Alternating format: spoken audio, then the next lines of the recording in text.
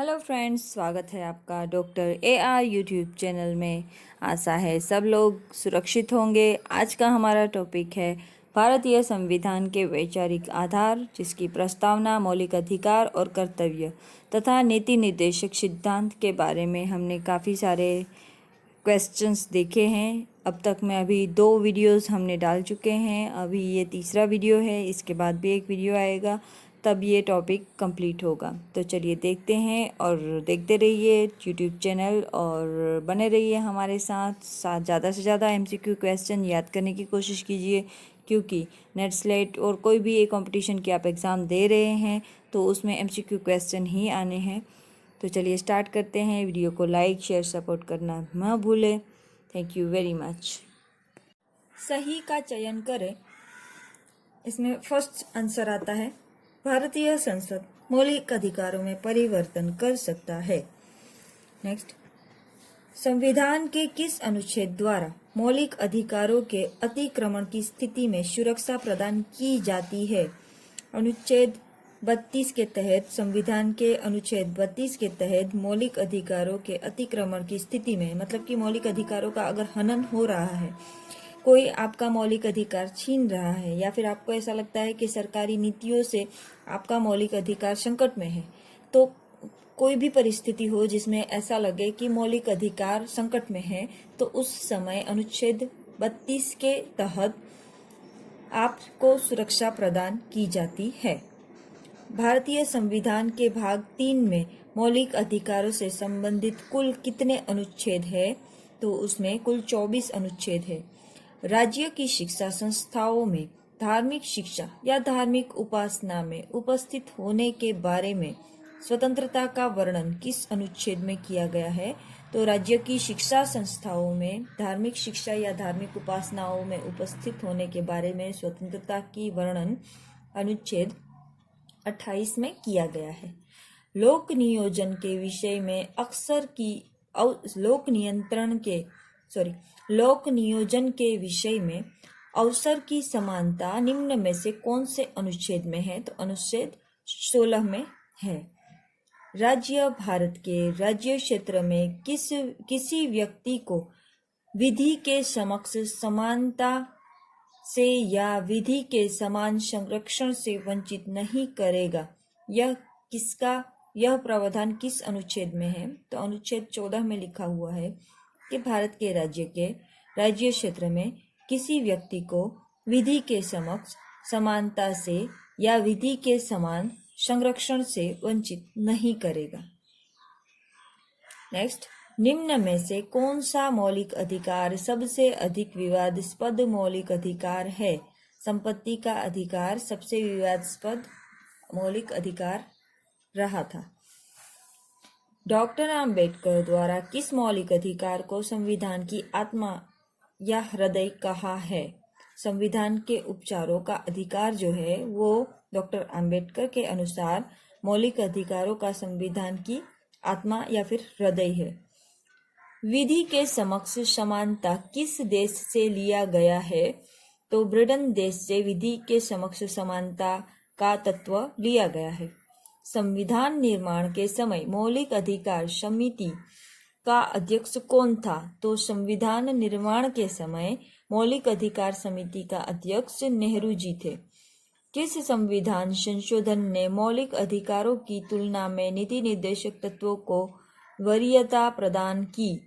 अनुच्छेद 42वें संविधान संशोधन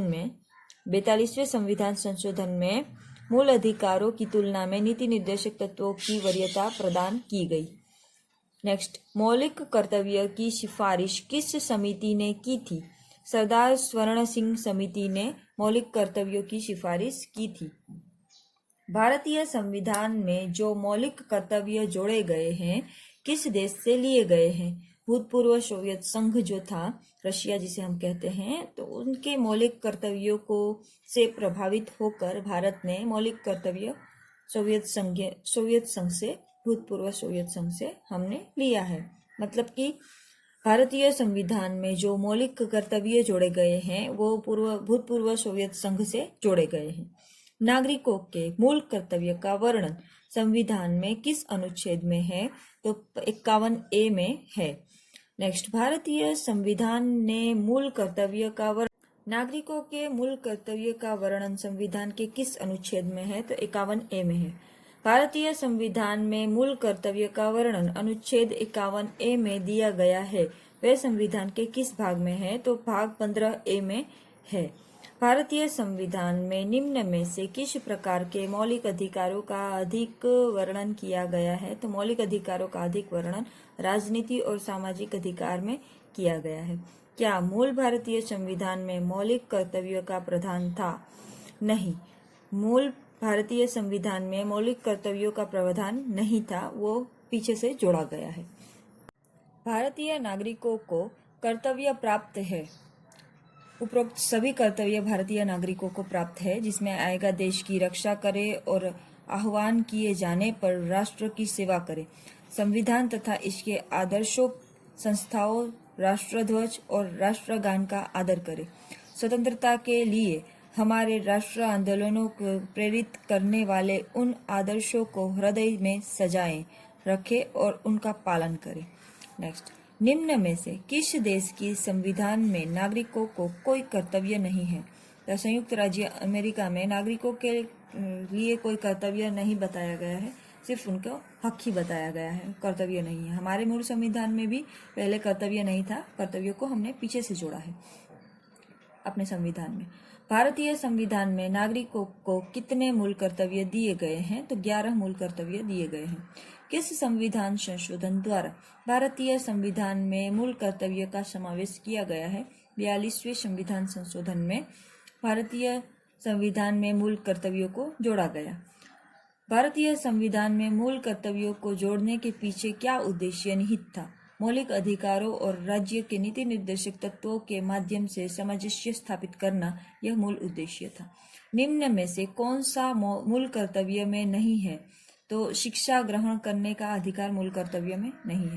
भारत के संविधान में दिए गए मूल कर्तव्य किसको प्राप्त है?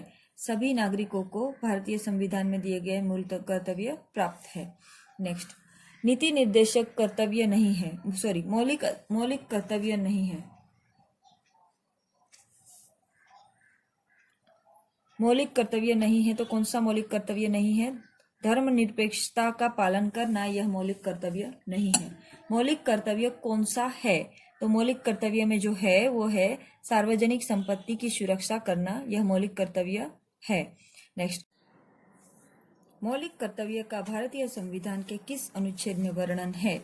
51A में वर्णन है। 51A लिखना यहाँ पे भूल गए हैं, इसलिए मैंने पीछे से लगा दिया है। 51A में मौलिक कर्तव्य का भारतीय संविधान के किस अनुच्छेद में वर्णन है? तो इसमें आएगा 51A।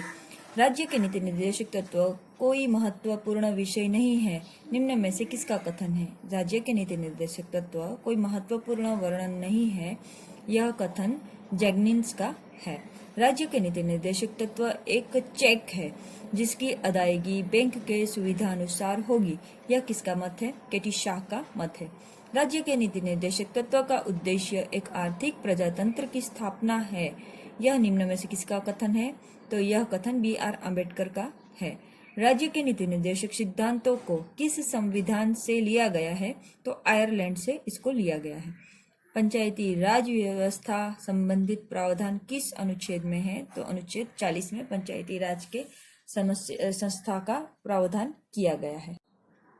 राज्य के नीति निर्देशक सिद्धांत संविधान के अनुच्छेद कौन से अनुच्छेद से लिया गया है? तो राज्य के नीति निर्देशक सिद्धांत संविधान के अनुच्छेद 51 से लिया गया है। राज्य के लोक सेवाओं में न्यायपालिका को पृथक करने की बात किस अनुच्छेद में है? तो 50 नंबर के अनुच्छेद में, 50 नंबर के अनुच्छेद में राज्य के लोक सेवाओं में न्यायपालिका के पृथक करने की बात की गई है।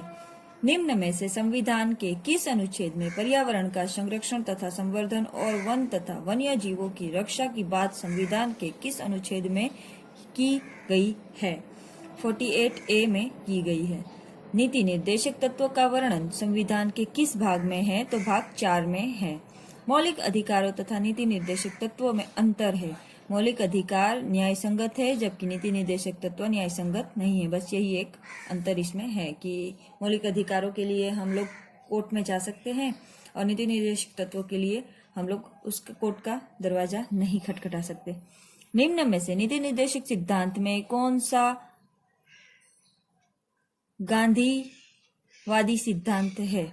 उपरोक्त सभी गांधीवादी सिद्धांत है, जिसमें आएगा राज्य लघु उद्योग के विकास के लिए कदम उठाएगा, राज्य ग्राम पंचायत के संगठन के लिए कदम उठाएगा, राज्य यह प्रयास करेगा कि वह संपूर्ण भारतीय संघ में एक समान न्याय व्यवस्था कायम करे।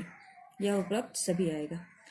अनुसूचित जातियों, अनुसूचित जनजातियों और अन्य दुर्बल वर्गों की शिक्षा और अर्थ संबंधित होती है। अभिवृद्धि प्रावधान किस अनुच्छेद में है? तो अनुच्छेद 46 में है। नेक्स्ट, राज्य के नीति निर्देशक सिद्धांतों को संविधान की आत्मा किसने कहा है? तो ऑस्ट्रिन ने राज्य के नीति निर्देशक सिद्धांतों को संविधान की आत्मा कहा है। किस संविधान संशोधन द्वारा नीति निर्देशक तत्वों को मौलिक अधिकार की अपेक्षा अधिक प्रभावशाली बनाया गया है? 42वें संविधान द्वारा मौलिक अधिकार को नीति निर्देशक तत्वों से अधिक प्रभावशाली बनाया गया है। नीति निर्देशक तत्व सामाजिक आर्थिक लोकतंत्र की स्थापना करते हैं। राज्य के नीति निर्देशक तत्व किससे प्रभावित है? श्रेणी समाजवाद से राज्य के नीति निर्देशक तत्व प्रभावित है। ग्रेवियल ऑस्ट्रिन के मतानुसार मूल अधिकार और राज्य नीति के निर्देशक तत्व के अध्ययों का मेल जैसे है, साध्य एवं साधन जैसा है। फिर से मैं पढ़ती हूँ, इसमें डैश दिया हुआ है, उसमें आएगा साध्य एवं साधन। ग्रेवियल ऑस्ट्रिन के मतानुसार मूल अधिकार और राज्य के नीति निर्देशक तत्वों के अध्यायों का मेल कैसा है? साध्य और साधन जैसा है। ये बहुत बार पूछा गया है। ग्रेवियस ऑस्ट्रिन का मत है, ग्रेवियस ऑस्ट्रिन के मतानुसार मूल अधिकार और राज्य के नीति निर्देशक तत्व यह दोनों साध्य और साधन के जैसे है। इन दोनों का मेल साधन और साध्य जैसा मेल है। साधन होगा तभी साध्य होगा और साध्य होगा तभी साधन से ही साध्य होता है, और साध्य जो है वो साधन के लिए जरूरी है। अगर साधन है और साध्य नहीं है तो फिर कोई मतलब नहीं है। इसीलिए साधन और साध्य एक दूसरे के पूरक है। वैसे ही अधिकार और राजनीतिक सिद्धांत, यह राजनीतिक निर्देशक तत्व, यह एक दूसरे के साधन और साध्य है। निम्न में से कौन सा नीति निर्देशक तत्व है? तो उपरोक्त सभी नीति निर्देशक तत्व है, जिसमें आएगा अंतरराष्ट्रीय शांति की अभिवृद्धि, एक रूप सिविल संहिता प्राप्त करना, लोक कल्याण की अभिवृद्धि करना। नेक्स्ट, निम्न में से किस वाद में सर्वोच्च न्यायालय ने राज्यों के नीति निर्देशक तत्व और मौलिक अधिकारों के संबंध को मूल संवैधानिक व्यवस्था के अनुरूप किया? मिनर्वा मिल का वाद था, जिसमें मौलिक अधिकार और मूल संवैधानिक व्यवस्था के अनुरूप किया नीति निर्देशक तत्व और मौलिक अधिकार को। मिनर्वा मिल याद रहेगा ना। नेक्स्ट, 42वें संविधान संशोधन द्वारा नीति निर्देश में निम्न में से क्या प्रावधान किया गया? तो इसमें आएगा उपरोक्त सभी, जिसमें आएगा बच्चों को शोषण से सुरक्षा, प्रबंध में मजदूरों की भागीदारी और मुफ्त कानूनी सहायता। यह तीनों बात आएगी 42वें संविधान संशोधन द्वारा। नीति निर्देशक में निम्न में से यह तीनों प्रावधान थे।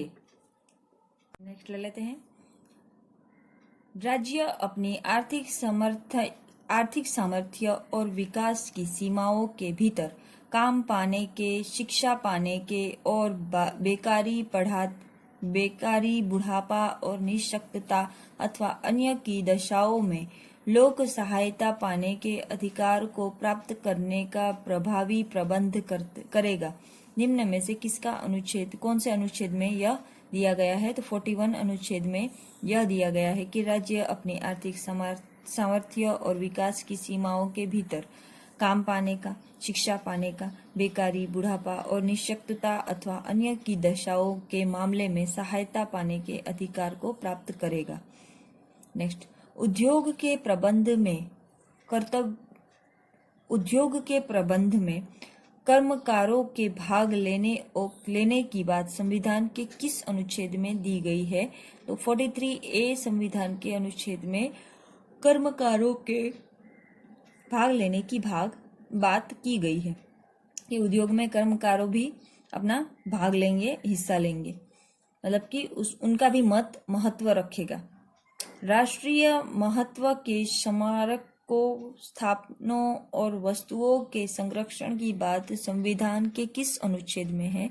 अनुच्छेद 49 में राष्ट्रीय महत्व के स्मारकों, स्थानों और वस्तुओं के संरक्षण की बात कही गई है 49 अनुच्छेद में।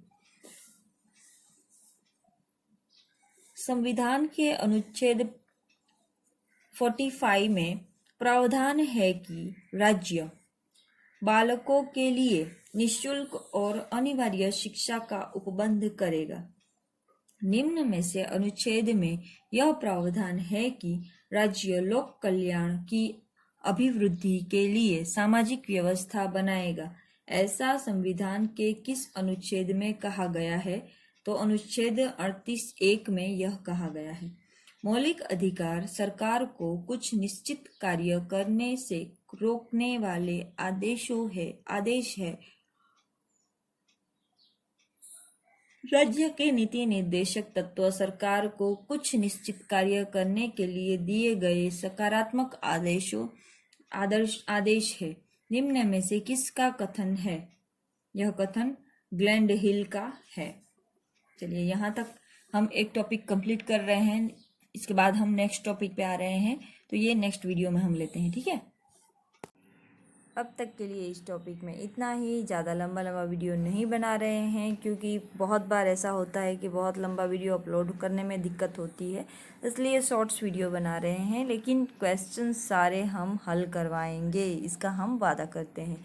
तो नेक्स्ट वीडियो में इसके आगे के क्वेश्चन लेंगे। तब तक के लिए दीजिए इजाज़त। आपके मेज़बान डॉक्टर AR यूट्यूब चैनल को लाइक, शेयर, सब्सक्राइब करना ना भूलें। हमारी मेहनत आपको पसंद आए तो कमेंट में ज़रूर लिखें, ना भी पसंद आए तो भी कमेंट में लिख सकते हैं। Thank you very much.